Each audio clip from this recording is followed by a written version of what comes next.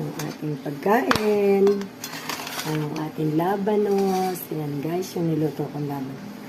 Ayan, meron tayong tawilis. Ayan, sa mga kumakain, kaway-kaway po tayo dyan.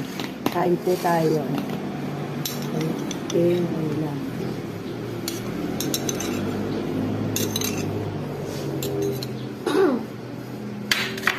Ayan po yung ating labanos.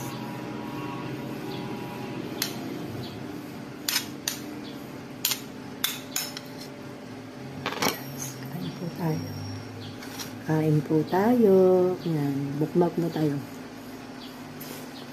Hop.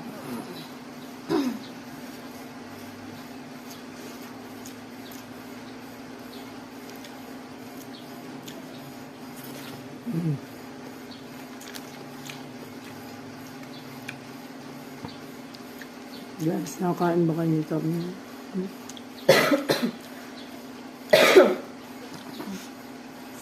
Ito na natin si Bimba.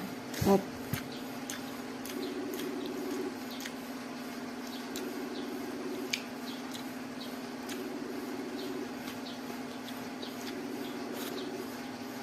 Pumunta ako kanya ng school ko. Pakita mo lahat ng section doon. Hindi ako nagpunta.